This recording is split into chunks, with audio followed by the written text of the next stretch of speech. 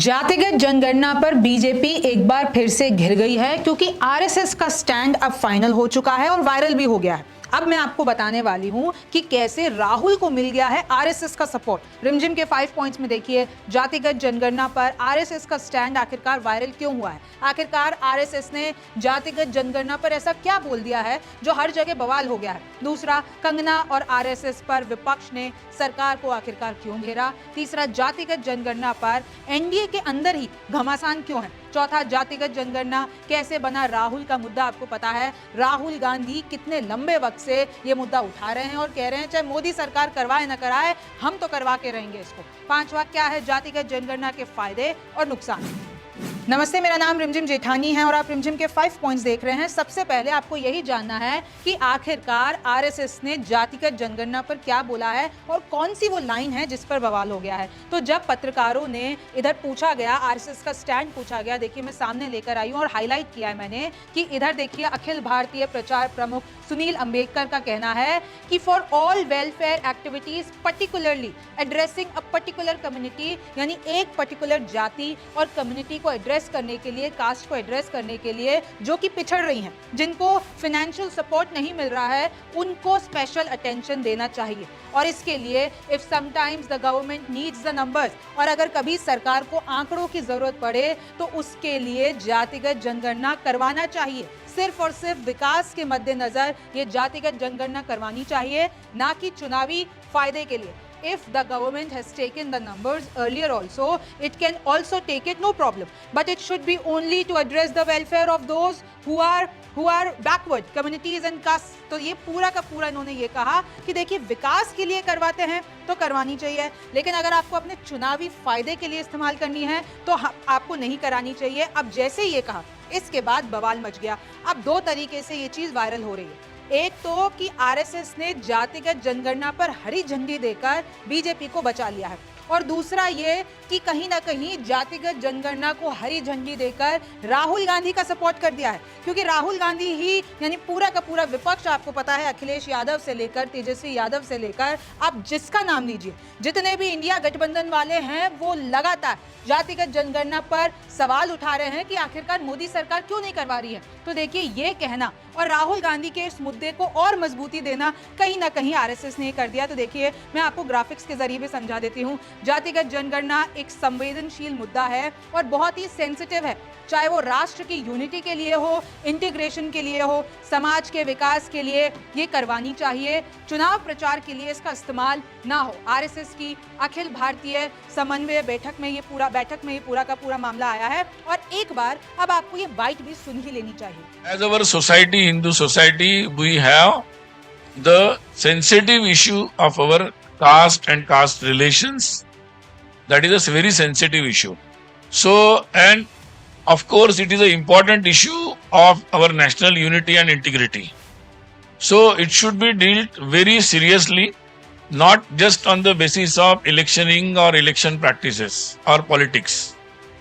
So, I think as RSS think, yes, definitely for all welfare activities, particularly addressing to the particular community or caste which is lagging behind, and so which is the special attention is needed to some communities and caste. So for that, if sometime government needs the numbers, it is a very well practiced. So government needs the numbers, it takes, earlier also it has taken, so it can take it, no problem.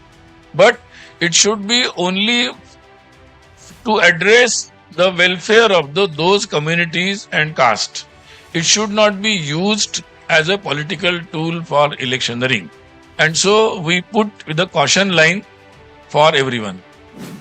तो सुना आपने कि RSS का क्या stand है। तो देखिए ये जो 31 अगस्त से 2 सितंबर तक केरल में बैठक हुई थी आरएसएस वालों की, किन किन मुद्दों पे बात हुई। Kolkata rape murder case, uniform civil code, Bangladesh में हिंदुओं के हालात पर भी चर्चा हुई है। और मैं आपको बता दूं पिछले बार जब आरएसएस की ऐसी ही बैठक हुई थी तो भाजपा को सलाह दी गई थी कि देखिए आपको इंडिया गठबंधन या विपक्ष से डरना नहीं है, लेकिन लापरवाही से काम नहीं चलेगा। आप ऐसा ना हो कि लापरवाही बरत ले। उसके बाद भी बहुत बवाल हुआ था। अब मैं आपको बताती हूँ कि देखिए आज तक बीजेपी ने खुला विरोध नहीं किया है जातिगत जनगणना पर, लेकिन कांग्रेस और विपक्ष लगातार कहते हैं कि बीजेपी इसके खिलाफ है। और मैं आपको एक ताजा उदाहरण दे देती हूँ कि कैसे कंगना ने बीजेपी को फंसा दिया जातिगत जनगणना के मुद्दे पर। उन्होंने कई इंटरव्यूज में ऐसा कहा कि जातिगत जनगणना नहीं होनी चाहिए। न्यूज़ 24 ने भी इस पे इंटरव्यू लिया था। सबसे पहले आप ये क्लिप देखिए। जातिगत जनगणना होनी चाहिए? बिल्कुल भी नहीं।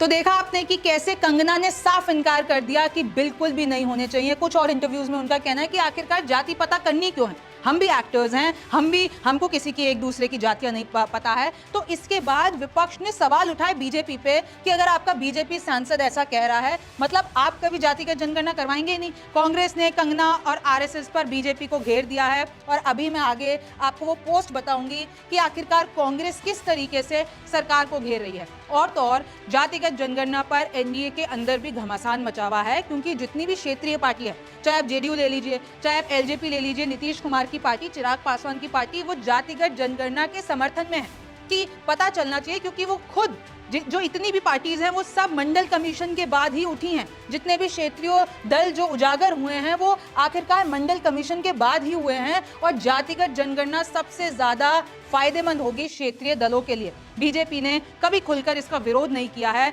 अमित शाह कई मौके पर ये कहते हुए पाए गए हैं कि भैया हम विरोध में नहीं हैं, हमने कभी भी इसके विरोध में आवाज नहीं उठाई है, लेकिन हम सही समय आने पर ही इसको कराएंगे। सुप्रिया श्रीनेत का ये पोस्ट देखिए। आज फिर बीजेपी एमपी कंगना ने कहा जातिगत जनगणना बिल्कुल नहीं होनी चाहिए।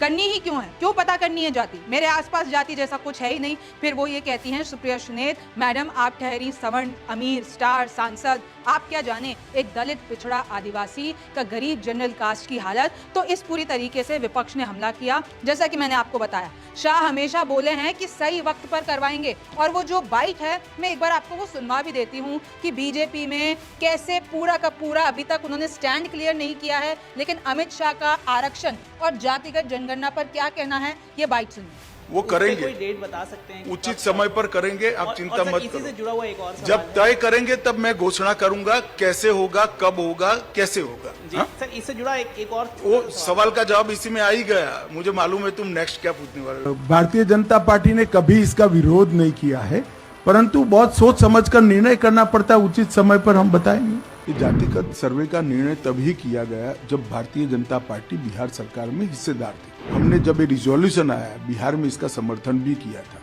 और सर्वे होने के बाद जो रिपोर्ट आई और एक कानून आया, इसका भी भारतीय जनता पार्टी ने समर्थन किया है। मेरा तो आग्रह होगा कि सारे जो सवाल उठे हैं वो सवालों का समाधान तुरंत करना चाहिए। अपने राजनीतिक फायदे के लिए किसी भी जाति को अन्याय नहीं करना चाहिए। अपने राजनीतिक फायदे के लिए किसी समुदाय या किसी जाति को फायदा भी नहीं पहुंचाना चाहिए। चौथा देख लीजिए कि कैसे जातिगत जनगणना राहुल गांधी के मुख्य एजेंडे में आ गया। मैं आपको कुछ पोस्ट दिखाने वाली हूं। देखिए, सबसे पहले तो आप राहुल गांधी की प्रोफाइल पर चले जाइए, उनके भाषण सुन लीजिए, उनके संसद का बयान उठा के देख लीजिए। हर जगह आपको जातिगत जनगणना का जिक्र मिलेगा। वो हमेशा आरोप लगाते हैं कि बीजेपी इसके खिलाफ है, वो हमेशा आरोप लगाते हैं कि बीजेपी आरक्षण के खिलाफ है। और अभी जितने भी यू टर्न लिए हैं सरकार ने अपने फैसलों पर, चाहे वो लेटरल एंट्री से रिलेटेड हो, चाहे वो 69,000 शिक्षक भर्ती का मामला हो, उसमें कहीं ना कहीं आपने देखा होगा आरक्षण पर फंसती हुई दिखी है सरकार और अपने फैसले वापस लेने पड़े। इसकी वजह से दलित वोट, पिछड़ा वर्ग उनसे दूर जा रहा है और इंडिया गठबंधन की तरफ जा रहा है। और इसी चीज का फायदा राहुल गांधी उठा रहे। देखिए, संविधान और आरक्षण व्यवस्था की हम हर कीमत पर रक्षा करेंगे। भाजपा की लेटरल एंट्री जैसी साजिशों को हम हर हाल में नाकाम करके दिखाएंगे। मैं एक बार फिर कह रहा हूँ, 50% आरक्षण सीमा को तोड़कर हम जातिगत गिनती के लिए उसके आधार पर सामाजिक न्याय सुनिश्चित करेंगे। कुछ और पोस्ट दिखा देती हूँ। ये देखिए, आज संसद में जब मैंने जातिगत जनगणना की बात उठाई तो वित्त मंत्री ने हंसकर इस गंभीर विषय का उपहास किया। देश की 90% आबादी के जीवन से जुड़े सबसे महत्वपूर्ण मुद्दे पर ऐसी उपेक्षापूर्ण प्रतिक्रिया ने भाजपा की मंशा, मानसिकता और नियत से पर्दा हटा दिया है। देखिए उनका ये पोस्ट, फिर आगे देख लीजिए कि हम हर कीमत पर संविधान की, आरक्षण की, जातिगत जनगणना हम करवा के रहेंगे और लगातार वो ओबीसी, आदिवासी, दलित, अल्पसंख्यक, गरीब, सामान्य वर्ग, इन सब का मुद्दा उठाते रहे हैं। मैं आपको अगर ये बता देती हूँ, एक सर्वे किया था, ये सामने आप सर्वे देख रहे हैं और कांग्रेस ने इसको बहुत शेयर किया। इस सर्वे में यह है, जब लोगों से पूछा गया कि क्या जातिगत जनगणना यानी कास्ट बेस्ड सेंसस होना चाहिए, तो 74% लोगों का 2024 में कहना है हाँ। और पहले ये आंकड़ा था, अगर मैं फरवरी की बात करती हूँ तो 59%, लेकिन जब हमने अगस्त में पूछा तो उसमें है 74%। ये मीडिया रिपोर्ट का दावा है। और उसके बाद कांग्रेस लिखती है, देखिए देश में जो मूड है वो क्लियर है। उसके बाद राहुल गांधी जी भी लिखते हैं, मोदी जी अगर आप जातीय जनगणना को रोकने के बारे में सोच रहे हैं तो आप सपना देख रहे हैं, कोई शक्ति अब इसे रोक नहीं सकती। हिंदुस्तान का ऑर्डर आ चुका है, जल्द ही 90% भारतीय जाति जनगणना का समर्थन और मांग करेंगे। ऑर्डर अभी लागू कीजिए या आप अब अगले प्रधानमंत्री को ये करते देखेंगे। राहुल गांधी ये कह रहे हैं। आगे देखिए, अब आपको ये भी जान लेने चाहिए, आपको पता है पक्ष विपक्ष किस तरीके से, बाइट्स भी आपने सुन ली है, लेकिन जातिगत जनगणना के फायदे और नुकसान क्या है। चुनावी फायदा मेन है इसमें, क्योंकि कहीं ना कहीं आरएसएस ने भी तो हिंट कर दिया ना, अगर आप विकास के लिए करते हैं तो करवाइए, आंकड़ों के लिए करवाते हैं कराइए, पॉलिसीज के लिए करवाते हैं कराते हैं, लेकिन चुनावी फायदे के लिए अगर कराएंगे तो वो ठीक नहीं है। देखिए चुनावी फायदा बीजेपी से ज्यादा विपक्ष को होगा, क्योंकि विपक्ष इस मुद्दे को उठा रहा है,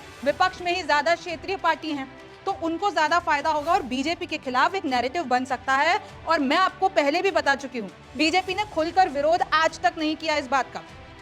असमानताओं को दूर किया जा सकेगा, यानी जब आप पॉलिसीज बताते हैं, जब आपके पास आंकड़े होते हैं तो आपको पता होता है कि किस तरीके से आपको हर फील्ड में रिप्रेजेंटेशन डिसाइड करना है। क्या जातिगत जनगणना से बटेगा देश? सवाल आता है। जो इसके विरोध में बोलते हैं वो बोलते हैं, आपने योगी जी का वो बयान सुना ही होगा, मैं आपको सुना भी देती हूँ। सभी नेक रहेंगे, बटेंगे तो कटेंगे, कि अगर बटेंगे तो कटेंगे। जातिगत जनगणना ये डिवाइड और रूल वाली पॉलिसी है कि बांटो और उसके बाद ये जितने भी हिंदू पॉपुलेशन है जो एक तरफा वोट है तो उनको जातियों में अलग कर दो, मतभेद क्रिएट कर दो और उसके बाद आप अपना चुनावी फायदा लो। इसके विरोध में लोग ये बोलते हैं। आखिरी जातिवार जनसंख्या 1931 में हुई थी।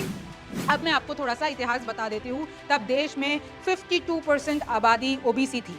80 के दशक में कई क्षेत्रीय पार्टियों का उभार हुआ, मैं आपको बता चुकी हूँ। आरक्षण दिए जाने को लेकर अभियान चलाए गए और ये मंडल कमीशन की नींव रखी गई।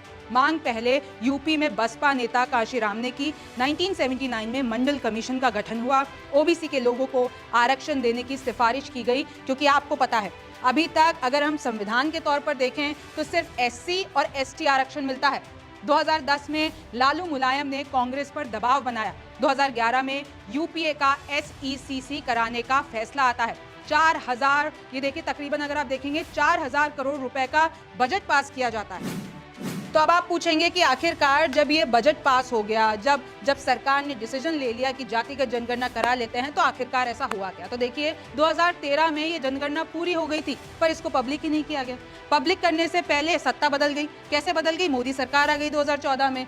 आगे देखिए 2015 में वित्त मंत्री अरुण जेटली ने भी वादा किया था कि हम जो वो आंकड़े आए थे उनको पूरा का पूरा पेश करेंगे। जो मनमोहन सरकार ने जातिगत जनगणना कराई थी वो हम आपके सामने रखेंगे। लेकिन 2016 में जातियों को छोड़कर जो जातियों की रिपोर्ट का सर्वे किया गया था मनमोहन सरकार में, यानी कांग्रेस सरकार में, यूपीए काल में, उसका डेटा रिलीज नहीं होता है। उसको छोड़कर बाकी का डेटा रिलीज कर देते हैं। नॉर्मल जो जनगणना हुई थी, संपूर्ण डेटा सेट खामियों से भरा हुआ केंद्र का ये दावा था। उन्होंने पूरा का पूरा हलफनामा सुप्रीम कोर्ट में भी दिया और बोला कि उसमें जो भी वो डेटा कराया गया था, जो भी सर्वे कराया गया था जातियों का, उनका डेटा मैच ही नहीं हो रहा था। 4 लाख जातियां कैसे हो सकती हैं? तो उसमें कई सवाल उठे और आज तक भी उस डेटा को पब्लिक नहीं किया गया है। और अब सवाल यही है कि जातिगत जनगणना चुनावी मुद्दा तो बन गया है, लेकिन क्या सच में ये होगा कि नहीं होगा, इस पे एक बड़ा क्वेश्चन मार्क है। और अब आरएसएस के इस बयान से क्या बीजेपी इसके लिए खुल के समर्थन में आएगी, खुल के विरोध में आएगी, अभी कुछ कहा नहीं जा सकता है। लेकिन इससे ये जरूर है कि राहुल गांधी या विपक्ष के इस पूरे मुद्दे पे या क्षत्रिय माफ कीजिएगा जितने भी पिछड़े वर्ग हैं, जितने भी क्षेत्रीय दल हैं, उन सबको मुद्दे, उनका जो ये पूरा का पूरा मुद्दा है, उनको बल मिल गया है। अब आगे क्या होगा ये तो वक्त बताएगा। आप रिमझिम के 5 पॉइंट्स देखते रहिए। मैं हूं रिमझिम जेठानी, आपसे फिर मुलाकात होगी।